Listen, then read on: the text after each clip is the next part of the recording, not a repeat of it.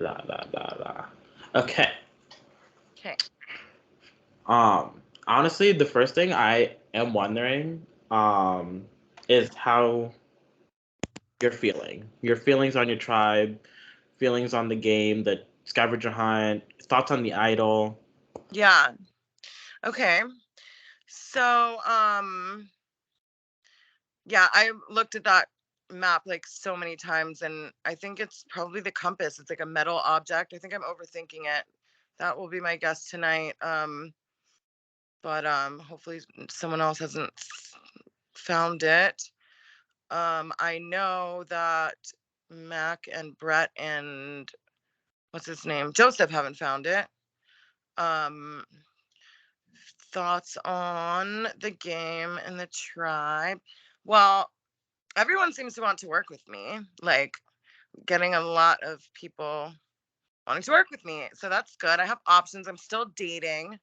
I definitely made like some commitments to Brett before the game and to Mac pretty early because he just like really touched my heart. Like, but I don't know. Brett and Mac are not good at Survivor. Like, I'm gonna have to do all the thinking here. Like, they're like Brett just asked me to upload his like stuff to Imgur and then sends me one. He's like, "This is for something red," and I'm like, "Something red isn't even one of them, Brett. Like, come on." And he kept saying before the game, like, "Oh, we can't let anyone know. Like, we're close. We can't tell the mods." And I kept saying, "It's not. Pregame alliances are not against the rules. Like, I just don't think he understands how to play Survivor. Like, it's now I have to spend all this time uploading his photos because he doesn't understand how to use a phone." So I don't know.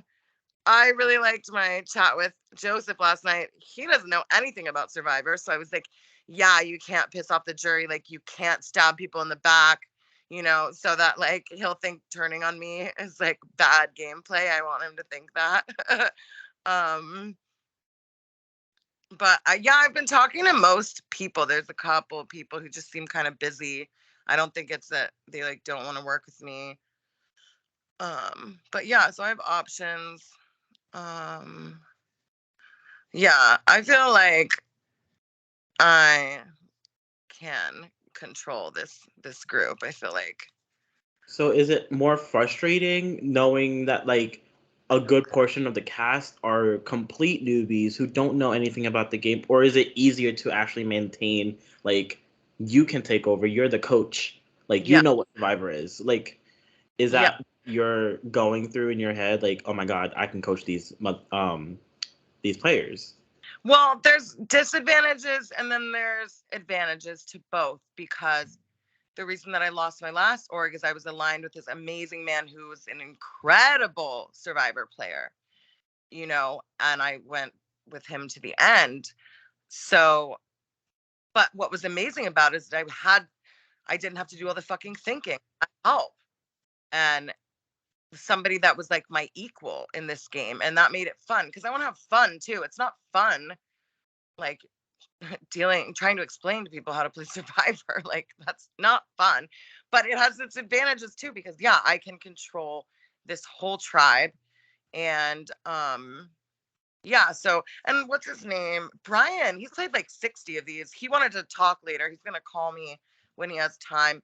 So I definitely think that could be a good option for me because he knows this game and he's played a million of these. So is that too dangerous or is that what I need? Yeah, I'm still figuring it out. Yeah, so basically, we cannot force people to not talk before the game starts. I Uh, production did not know Brett and you knew each other until you had messaged me on Messenger. So it was yeah, really funny. And at that point, we had everything set up. We couldn't change people on tribes and all that stuff. We tried yeah. to make sure no one. It was an equal shot.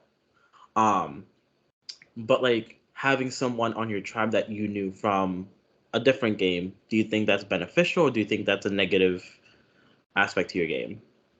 Yeah, I think it's beneficial to me because Brett really wants to do good and he knows that like that riding with me, hitching his wagon to mine is beneficial to him. And he's not very good at Survivor. So I feel like there won't come a point where he's like, I need to get rid of Lucy, Like, I don't think he's thinking that hard. So I think it's beneficial, but that doesn't mean that I've committed to him, because he's kind of being an idiot right now. Hopefully we can just win challenges and I can not have to make these decisions, but I will eventually have to make them. So I'm pretty sure I asked this. Did I ask you about your feelings on your tribe alone?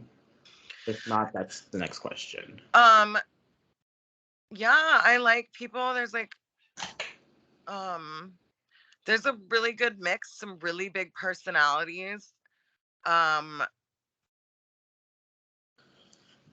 yeah, I mean everybody's cool. We Yeah, I mean, I think Brian was cracking me up in his intro video. He's like, "Hi, yes, I am high." And then Matt is like a fucking weirdo, but I don't mind weirdos. Um, and then Madison is like fucking like fairy princess. She was sending me pictures of her stuffed animals. Like, I'm like, you are too fucking adorable, and I'm also like, I will not go to the end with you because the jury would love you. You're fucking adorable. Like, um. But yeah, I don't know. It's all like really early. Tribes, I think there's a really strong cast. So everyone on the tribe seems cool. I'm starting. I initially thought I just needed loyalty and dumb people that will do what I say, but those dumb people that will do what I say are kind of irritating me now. So I'm excited to have a conversation with Brian and see if that's the direction that maybe I want to go instead. Okay. So, I have a question from the viewers lounge. So based on the first impressions of your tribe, if you end up losing the immunity, who do you think is the first person that comes to mind that will go, and who's the one person that you will make sure they will stay? Well, I think what's her name? Aston seems like they seem like an easy vote kind of, um because they are, I noticed they have, I don't know if it's like a hearing impairment or something that it just is sort of a disadvantage in terms of when you're like socializing. um so I don't know, they just strike me as somebody that doesn't really fit in, um or know how to like socialize that well. And also they seem like kind of a challenge liability, because when I was talking to them, I was like, "Oh, are you working on um your challenge?" And they're like, "Oh, not tonight because of my like carpal tunnel or something." And I have a lot of health problems, so I'm not trying to be like judgy, but it's just like challenge liabilities are often kind of the first vote offs. I'm definitely not set on it, but I play really hard. Like, I have to remind myself to calm down. I'm not going to stick my neck out really. I'm gonna try to go with the flow. And even if I am, I'm going to try to come across like I'm my other alliance members are making the decisions. But right now, I'll protect Mac because I did make that promise to him that I would protect him. And I'm not opposed to making promises and then breaking them. Like, this is Survivor. Like, come on. But right now, he touched my he touched my heart, like, and he's been really betrayed in this game. It pulled on my heartstrings. I'm like, I'll show you some loyalty. But yeah, for now, yeah. Last question. Um, I know you said a lot of people wanted to work with you, but do you have any dead set on one person that you know you won't ever backstab? I know you said you would protect Mac, but is that the same feelings towards Mac, or is it someone else? I can't say that I will never backstab anyone. I cannot say that. No. Okay. Um, as far as questions from the viewers lounge, that was it. For me, I have no other questions. If you have any last minute thoughts you would like to say or add. Just that I'm feeling dangerous right now and feel like I should do like evil laugh or something. They better watch out.